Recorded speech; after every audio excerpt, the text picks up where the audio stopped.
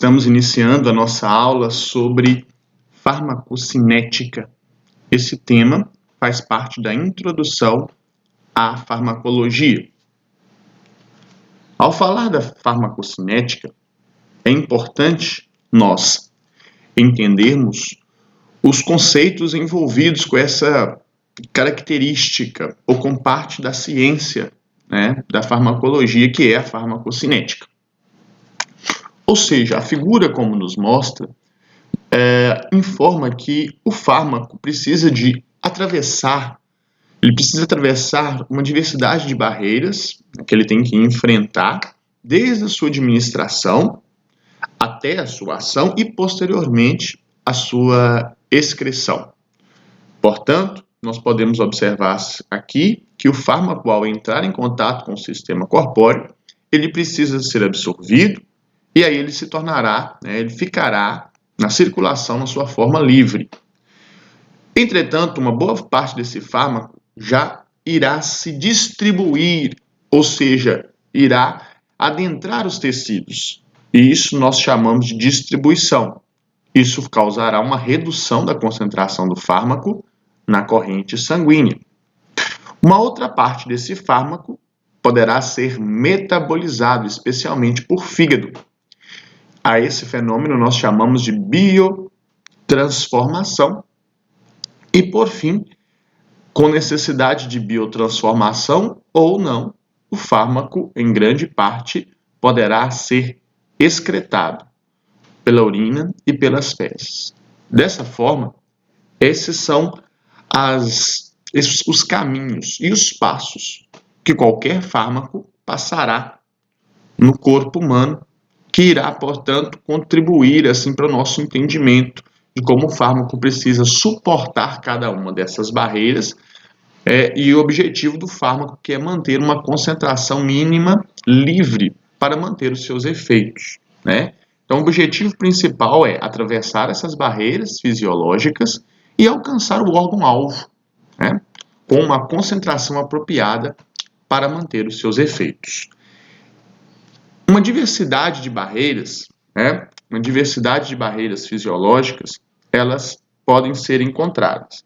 Vou ampliar aqui rapidamente para nós discutirmos um pouco mais sobre essas barreiras. Entre as barreiras fisiológicas, nós destacamos aqui a via intestinal. A via intestinal é uma barreira, um epitélio, no qual o fármaco precisa atravessar, especialmente aqueles que são administrados pela via enteral. Então, é um desafio inicial para o fármaco. Observamos, além dessa,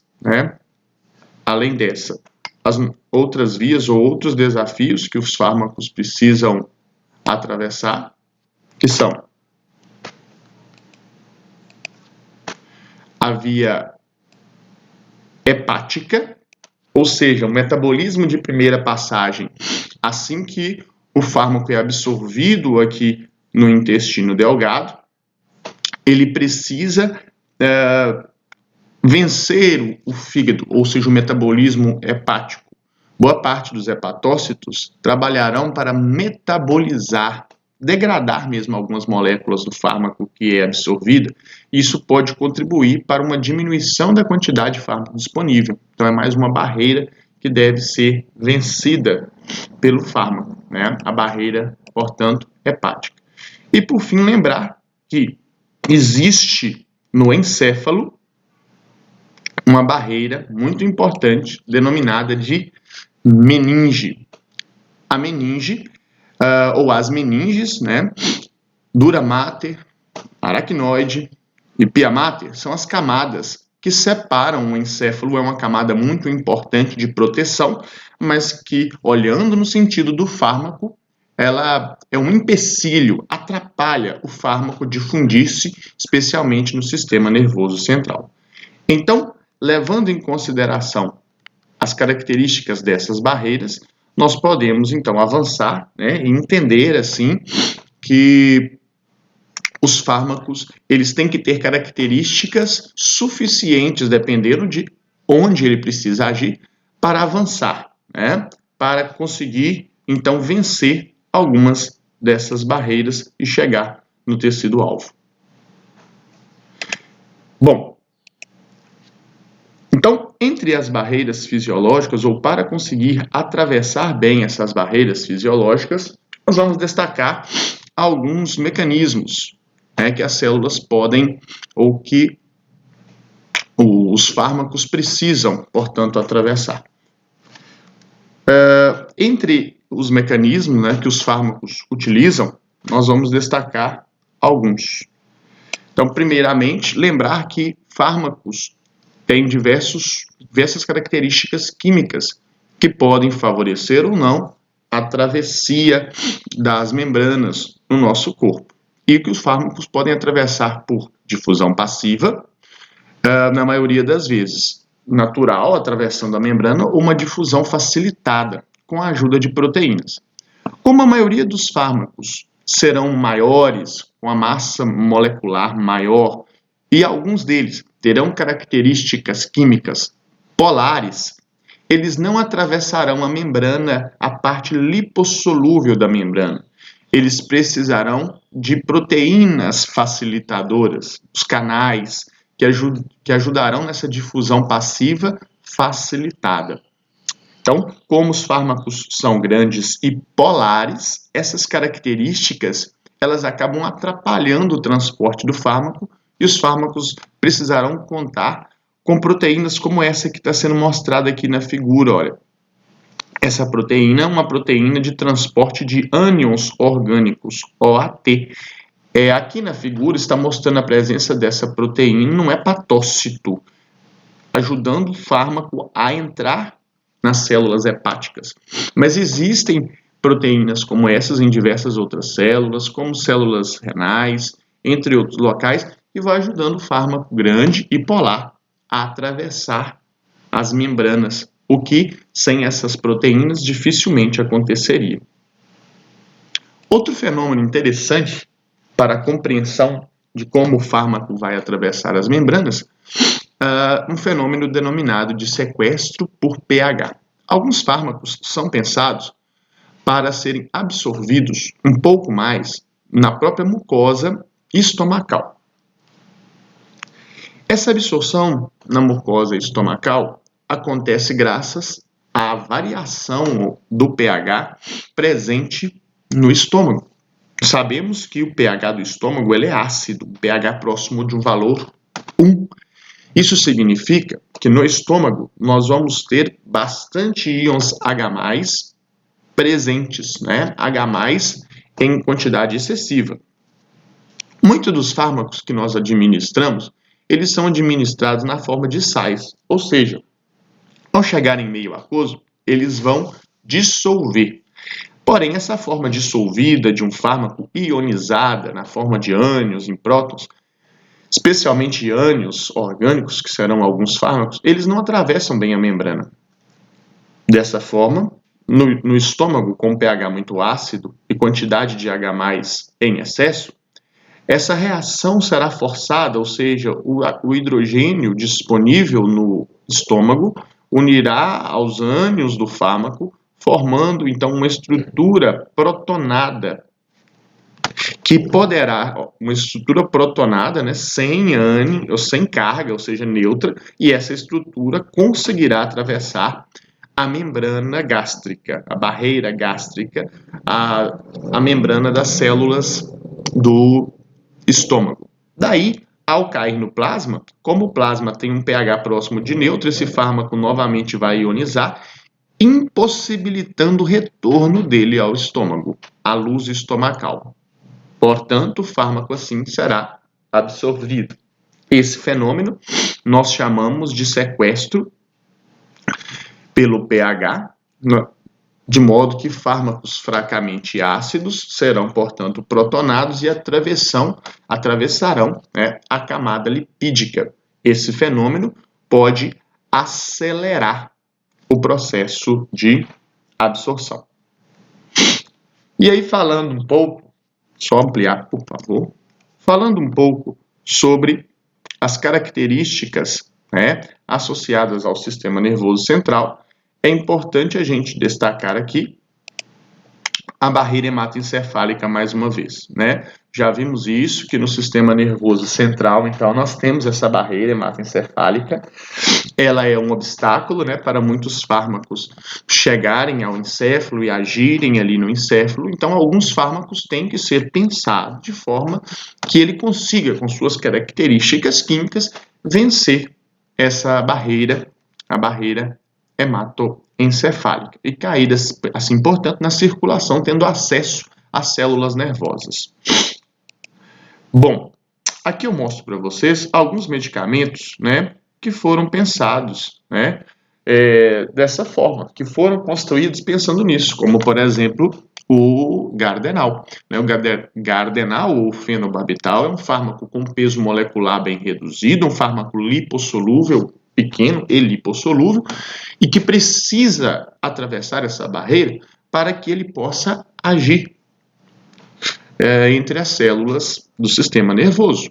Portanto, ele precisa, além das vias de absorção, de distribuição, de metabolismo, ele ainda precisa atravessar essa barreira de forma adequada, que são as meninges. Então, ele precisa ter características que permita essa travessia e, consequentemente, sua ação. Então, ele é um fármaco hidrofóbico, que precisa de proteínas, talvez para transportá-lo em maior quantidade no sangue, mas ao chegar lá, por ser hidrofóbico, ele atravessa essa membrana, e também por ser pequeno, né, uma pequena massa, ele tem que atravessar também. É importante destacar aqui, pessoal, que alguns fármacos que necessitam agir no meio intracraniano e que não atravessarão bem essa membrana hematoencefálica, eles podem ser infundidos.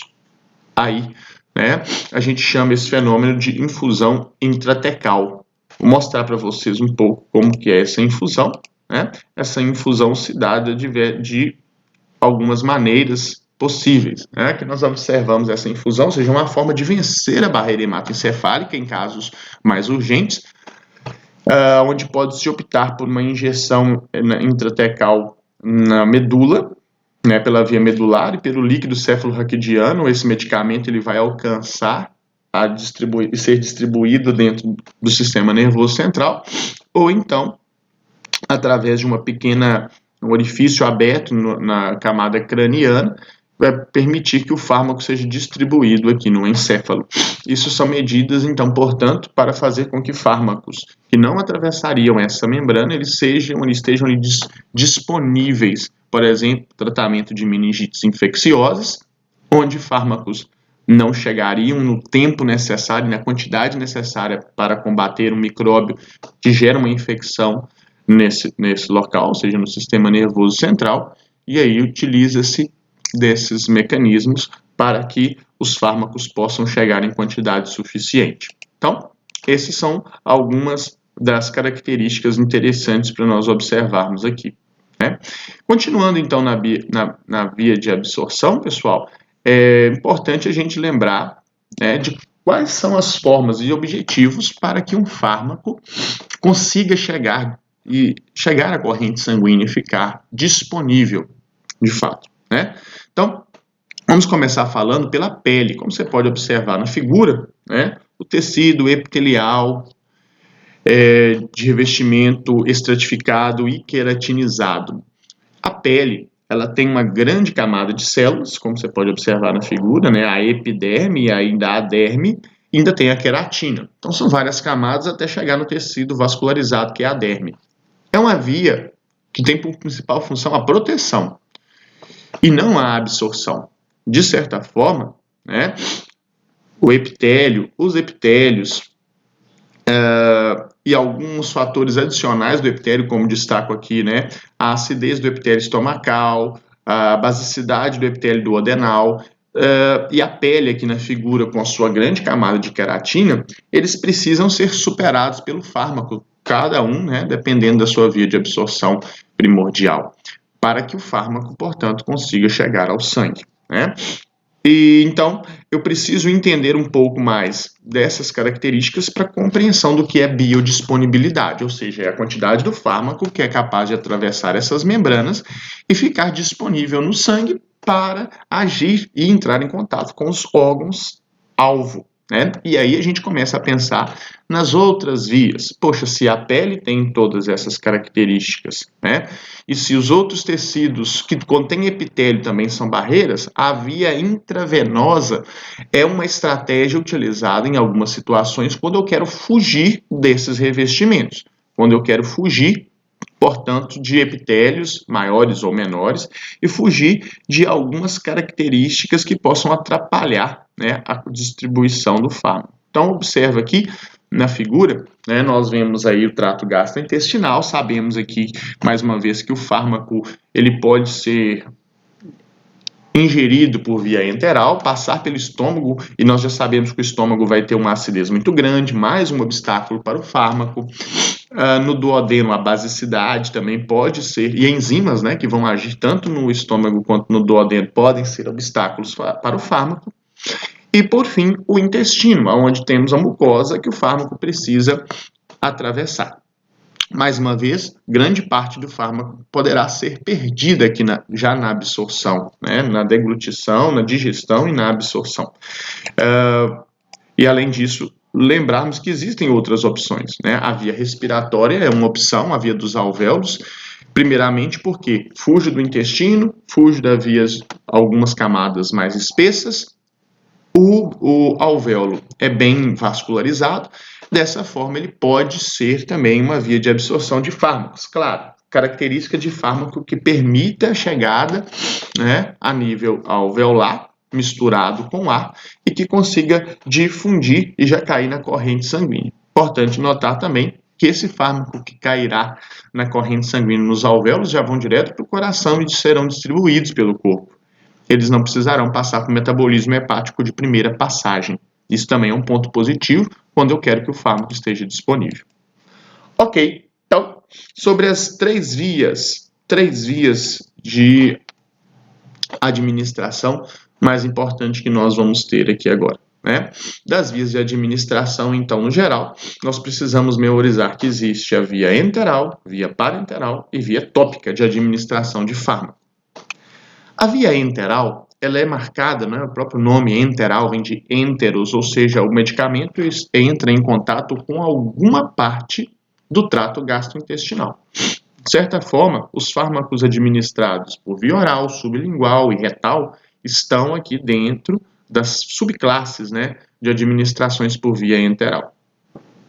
Parenteral é fugir do entero, fugir do trato gastrointestinal. E para isso, nós precisamos usar uma via que ultrapasse os epitélios. Então, daí nós temos as vias injetáveis, intravenosa, intramuscular e subcutânea. Então, atravessa a mucosa, é maior chance de velocidade de disponibilidade do fármaco e vencer o metabolismo também de primeira passagem. E, por fim, a via tópica. Né? A via tópica tem a ver, então, com ações locais do fármaco, muitas vezes em contato com as mucosas, seja intranasal, por inalação, intravaginal, são alguns exemplos. Né? Também as pomadas, elas entram aqui nessa característica. Pois bem, e daí nós observamos, né, essa figura, este gráfico, ele mostra para nós características muito interessantes sobre alguns pontos que têm a ver com vantagens e desvantagens do fármaco, da disponibilidade do fármaco, quando nós comparamos as diversas vias de administração. Então, nós podemos ver, né, primeiramente aqui, 4 gráficos. Um rosa, que mostra a concentração da droga no sangue, comparado ao tempo, quando ele é administrado de rosa, aqui, olha, pela via intravenosa, de verde, pela via intramuscular, de azul, pela via subcutânea, e o gráfico roxinho, aqui, a curva roxinha do gráfico, pela via oral. Então, nós podemos observar ou tirar deste gráfico as seguintes informações. Né? A via intravenosa, o fármaco ele já começa praticamente todo disponível. A concentração já começa lá em cima. Porém, logo em seguida, a concentração desse fármaco cai bruscamente. Né? Isso tudo se dá por, primeiro, ele já ser administrado na via venosa, intravenosa, esse fármaco já está no sangue diretamente, Porém, sua distribuição será imediata para os outros tecidos e o seu metabolismo também será um pouco mais acelerado. Isso explica porque a concentração do fármaco ela começa muito alta e também cai rapidamente. Quando que é importante essa administração? Para quê? Quando se quer uma resposta rápida de um medicamento muito utilizado na antibiótico-terapia, entre outros tratamentos. Entretanto, como a concentração vai cair rapidamente, é necessário uma estratégia para manter essa concentração mais estável possível, quando se quer manter, né, as concentrações do fármaco. Outro ponto interessante notar é a concentração elevada desse fármaco no momento inicial, que pode aumentar o risco de toxicidade. Comparando a via intramuscular, como o fármaco é depositado no músculo, ele vai cair na corrente sanguínea rápido, porque o músculo é muito vascularizado, porém ele ainda permanecerá ligado ao músculo por mais tempo. Isso mostra aqui que a sua velocidade de queda de concentração será um pouco mais lenta quando comparado à via intravenosa. Então, a via intramuscular também se torna uma estratégia interessante quando quer um efeito rápido, porém uma queda um pouco mais lenta da concentração do fármaco comparado à via intravenosa. A terceira via subcutânea. A subcutânea já é um pouco mais lenta do que as outras duas vias para absorção, ou seja, mais camadas para que esse fármaco chegue ao sangue, fique disponível no sangue.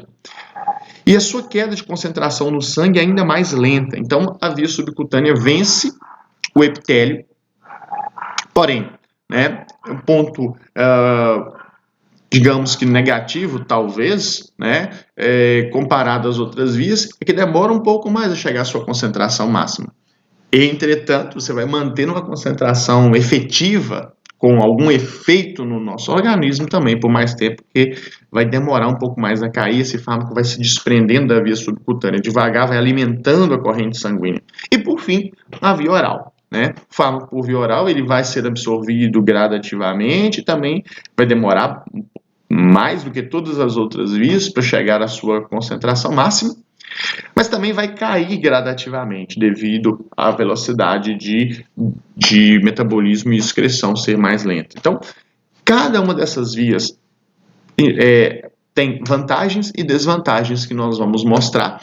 E cada uma delas serão aplicadas preferencialmente em algumas situações. Tá? Muito bem. Então, falamos aqui da via enteral. Essas são algumas vantagens e desvantagens da via enteral.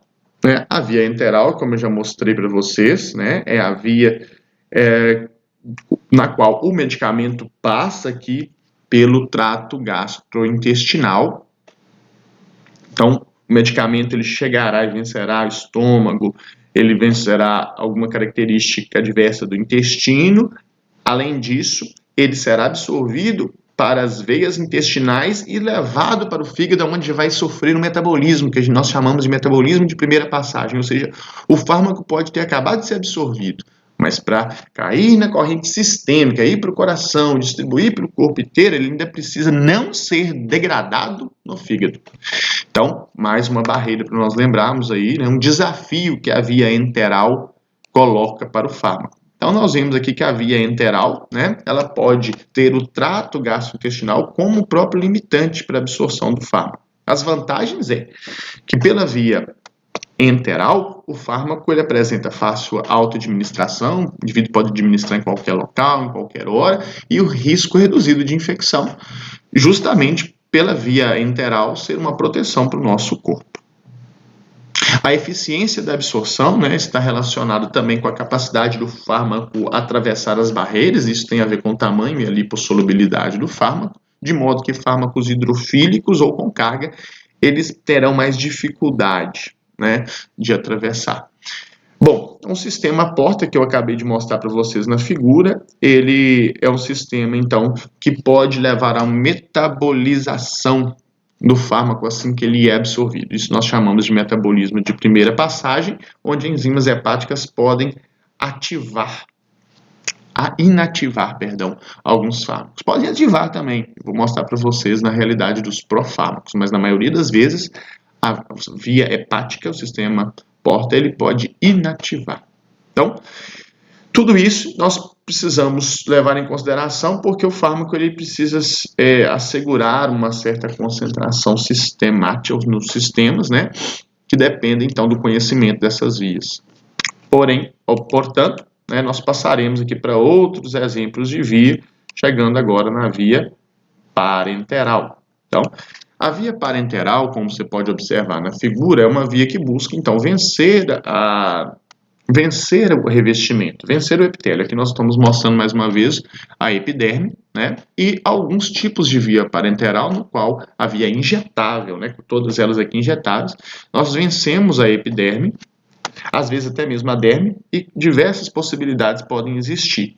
Injetar o fármaco direto ao músculo, injetar o fármaco próximo ao tecido adiposo, na via subcutânea, que nós chamamos, injetar o fármaco diretamente nas veias intravenosas e ainda intradérmico, né, próximo aqui à própria derme. Então, todas essas vias vencem, de certa forma, o revestimento e vão permitir uma concentração aumentada mais rápida do fármaco no sangue. Então, aqui nós observamos, né, que essa administração tecidual, ela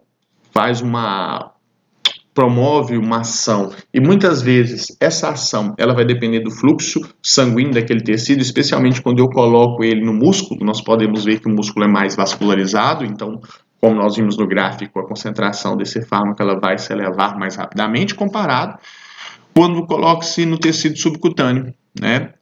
Que é o tecido adiposo. O tecido adiposo é menos vascularizado, então vai demorar um pouco mais para esse fármaco chegar na corrente sanguínea, né? Então, fazendo essa comparação, nós podemos então concluir que os fármacos intramusculares ele terão ação mais rápida devido à alta vascularização, enquanto o fármaco pela outra via, como a via subcutânea, ele demorará mais para chegar na corrente sanguínea, ok? Então, a desvantagem desta via parenteral, a principal desvantagem é a toxicidade, mais uma vez, porque muito fármaco chegará de uma só vez no sangue e isso pode levar a uma certa toxicidade hepática e renal devido a essa alta concentração de fármaco. Muito bem. As membranas mucosas, que podem servir aqui como alvo também para a absorção do fármaco, nós vamos destacar algumas delas, né? Nós vamos destacar a membrana respiratória, como a membrana de troca de gases nos alvéolos, como você pode observar na figura, né?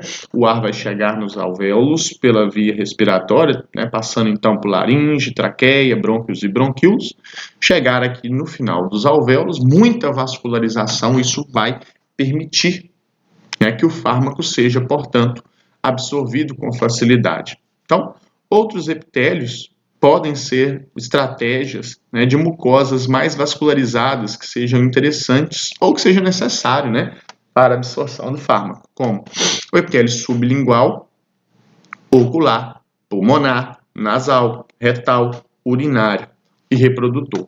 Muitas vezes porque o problema principal, a agressão principal está naquele tecido. Outras vezes porque aquela via, por ser vascularizada, vai garantir que parte do fármaco chegue de forma ideal na corrente sanguínea. Então, os tipos de fármacos que podem ser, ou a forma de administração, a forma de produção do fármaco, né, que deve ser produzida abrigando o princípio, né, pode ser gotas líquidas, comprimido, aerosóis, supositórios, entre outros. Nós observamos aqui embaixo, portanto, né, algumas dessas formas, né, alguns comprimidos que podem ser usados na via sublingual, eles vão dissolver facilmente, permitir a absorção do fármaco na via sublingual. Lembrar que as mucosas, até mesmo a via retal, né, como você observa aqui no supositório, ela é bem vascularizada, então ela vai permitir a absorção desse fármaco de forma mais adequada. E o grande objetivo é evitar o trato gastrointestinal. E se evita o trato gastrointestinal, também evita o metabolismo de primeira passagem, que é aquela passagem inicial pelo fígado que já pode fazer com que boa parte do fármaco seja perdida, seja degradada. A via dérmica, a via transdérmica, digamos assim, né? Para se um fármaco é colocado na parte externa da pele, ele precisa ter algumas características muito interessantes e às vezes não farão dessa via aquela via primordial, mais interessante, né? Primeiramente, lembrar mais uma vez que a pele tem a camada de queratina e de célula. O fármaco colocado aqui na forma de loção, de pomada ou algo do tipo, ele precisa primeiro impregnar bem, fixar bem sobre a pele e, além disso, difundir bem até as camadas mais profundas para uma ação ali ou sistêmica. Isso é um grande desafio, né? Então, os fármacos para a ação local podem até conseguir chegar na derme e na epiderme e derme, como por exemplo os antifúngicos, antialérgicos tópicos, tudo mais. Porém, quando eu digo que o objetivo é chegar na corrente sanguínea e distribuir para o corpo, nós já vemos um grande desafio devido ao tanto de camada e a menor vascularização, até mesmo da derme, né? Comparado a outras regiões como o músculo. Então, para a utilização dessa via transdérmica, o fármaco tem que apresentar uma alta lipossolubilidade para conseguir passar então da pele aos tecidos inferiores, né, os tecidos abaixo. A administração é lenta e precisa ser realizada de modo contínuo. E a vantagem é que não apresenta risco de infecção, afinal a pele se encontra íntegra. Muito bem. E agora o assunto que nós devemos comentar, né, é sobre a distribuição do fármaco, né? A distribuição do fármaco ela é uma característica que está ligada ao quanto de fármaco, né, ao cair na corrente sanguínea, vai passar então do sangue para outros tecidos ainda. Isso vai fazer com que o fármaco demore um pouco mais a se estabilizar em concentração na corrente sanguínea. Ou seja, importante lembrar que o fármaco não para no sangue assim que ele chega. Ele chega no sangue, antes de suas concentrações se equilibrarem na corrente sanguínea, ele precisa migrar. Ele vai migrar por característica química e também por questões, né, de fluxo sanguíneo, ele vai migrar para a circulação, para os outros tecidos e órgãos, pela circulação sanguínea ou linfática, especialmente pelo sangue, óbvio. Então, após serem absorvidos, né, o fármaco, ele tenta e ele vai alcançar órgãos-alvos, mas ele também vai alcançar outros tecidos, mesmo que os tecidos não sejam alvo, porque o próprio sangue vai fazer com que isso aconteça. Então, na maioria das vezes, o efeito do fármaco no tecido-alvo, ele está correlacionado quando esse fármaco se encontra em concentrações adequadas no plasma. Ok? Então, nós vamos ver um pouco aqui do fluxo sanguíneo em outros órgãos, né? Isso é importante, né? Nós observarmos, né, a relação desse fluxo sanguíneo em outros órgãos. Nós vamos ver aqui nessa figura que fígado, rim, cérebro, coração, gordura e outros, eles têm determinado fluxo sanguíneo. Cada um desses órgãos tem a sua massa, e aqui nós vamos ter uma normalização, né, da quantidade de fluxo por massa. Então nós podemos observar e dar um destaque aqui, né, ao rim. O rim é o segundo órgão com maior fluxo, porém a massa dele é bem pequena, ou seja, comparado, ou fazendo aqui uma comparação de fluxo em relação à massa, o rim certamente é o órgão do corpo humano onde nós observamos o maior fluxo sanguíneo. Isso é muito importante, né, quando nós pensamos na depuração e excreção. Na depuração, que é o metabolismo e excreção do fármaco, o rim participa disso. Então nós temos que lembrar também que por ter um grande fluxo sanguíneo, boa parte do fármaco vai migrar para o rim. Em segundo lugar, nós temos aí o coração. O coração, em relação ao fluxo e ao tamanho, né, ele tem um fluxo, você pode dizer, o fluxo do coração é menor, porém o tamanho dele também é bem reduzido e garante um fluxo alto de sangue, é outro tecido muito importante. Depois disso, né, cérebros, músculos, gordura, nós precisamos lembrar de todas essas partes aí. Para lembrar o quê? Que o fármaco, ao cair no sangue, ele vai se esconder, de certa forma, ele vai migrar, ele vai distribuir. Isso vai gerar uma redução da quantidade do fármaco inicialmente no plasma. Essa concentração precisa ser mantida por novas administrações posteriores do fármaco, para que depois de uma certa estabilidade, o fármaco mantenha constante também o seu efeito, a sua ação.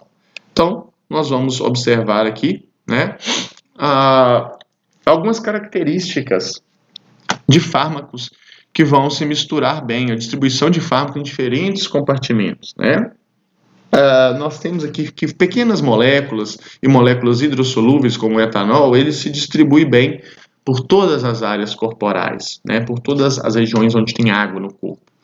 Agora, moléculas maiores, que não atravessam bem as membranas, elas tendem a ficar no líquido, na água extracelular, por dificuldade de atravessar as células, de entrar nas células. Moléculas que permanecem ligadas a proteínas, algumas lipossolúveis, por exemplo, elas tendem a permanecer no plasma, por não conseguirem sair do plasma devido a essa ligação. Outras moléculas, fármacos especialmente muito lipossolúveis, ao chegar no sangue, eles já migram por afinidade química para o tecido adiposo para ficar preso às gorduras, além de outros que ainda se prendem aos íons que estão presentes em grande quantidade em ossos ou dentes. Então, cada fármaco e sua característica química vai influenciar para onde ele vai migrar, para onde ele vai distribuir. Isso também é uma característica interessante. E aí a gente fala de volume de distribuição. O volume de distribuição é a característica mais importante da nossa aula, né? Que é onde a gente vê o desfecho de todas essas características que nós falamos até agora. O volume de distribuição, então, ele é o volume líquido necessário, que contém quantidade total de fármaco absorvido no corpo, né? Ou seja, por essa fórmula nós podemos observar que é o valor da dose administrada sobre a concentração do fármaco no plasma. Em termos práticos é o seguinte: quanto maior quantidade, quanto maior concentração do fármaco que eu preciso para alcançar uma concentração ideal desse fármaco no plasma, eu digo que o VD dele é elevado, né?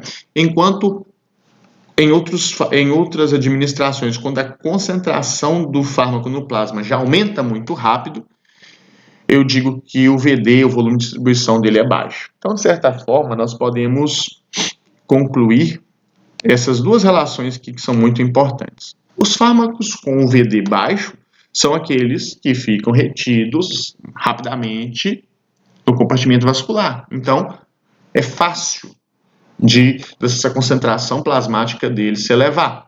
Enquanto outros fármacos precisarão de uma grande quantidade, uma grande concentração de fármaco administrado até que as concentrações dele se tornem frequentes no sangue. Então, nós vamos dizer que o VD dele é alto, ou seja, esse fármaco ele sai muito do sangue, ele distribui muito, ele migra muito para o músculo, tecido adiposo, entre outros locais. Ok? Então, a capacidade do sangue, né, e dos órgãos de capturar e reter um fármaco depende do volume e massa também daquele local e do próprio fármaco. Então, algumas outras informações são importantes aqui quando nós falamos de volume de distribuição.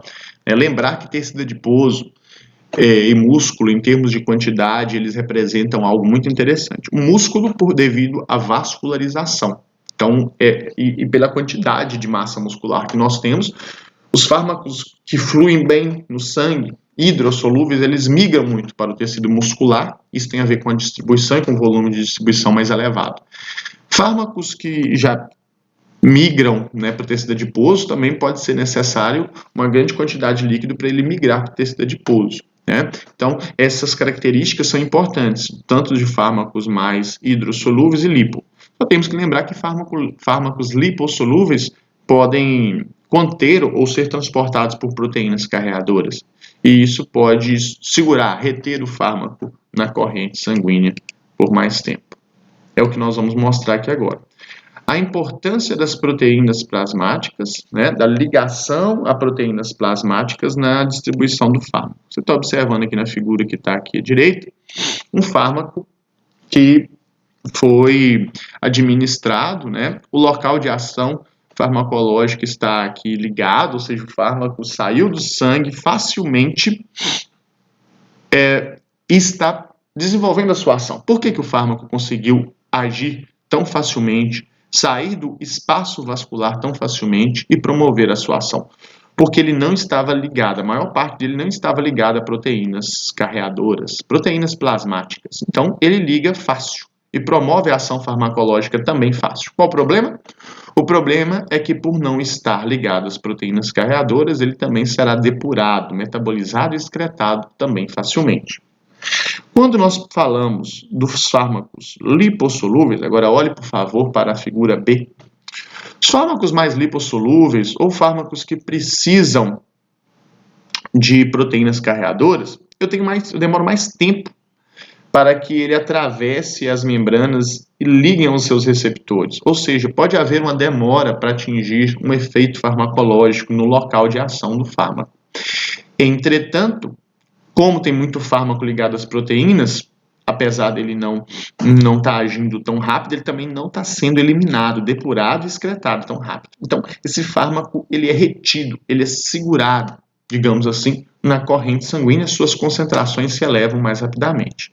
Então, entre as proteínas que fazem isso, entre as proteínas que seguram fármacos no sangue, nós destacamos a albumina, ela é a mais abundante, né?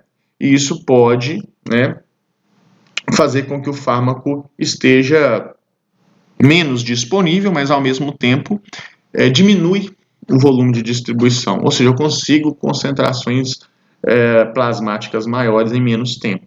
Tá? Apenas as formas não ligadas, como vocês viram na figura, as formas não ligadas atravessam e agem junto aos receptores. Então, fármacos ligados a essas proteínas têm um volume de distribuição baixo.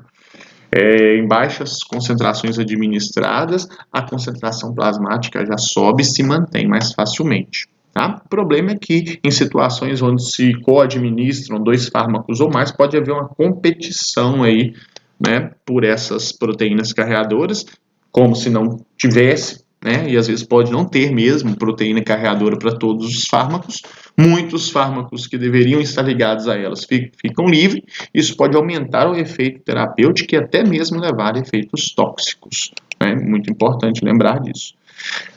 Nós observamos aqui, por exemplo, 2 curvas, né, plasmáticas de um fármaco que, poxa, ele é administrado 3 vezes ao dia, uma concentração maior, e o mesmo fármaco, mas com uma administração diferente, uma administração de 800 miligramas, 5 vezes ao dia.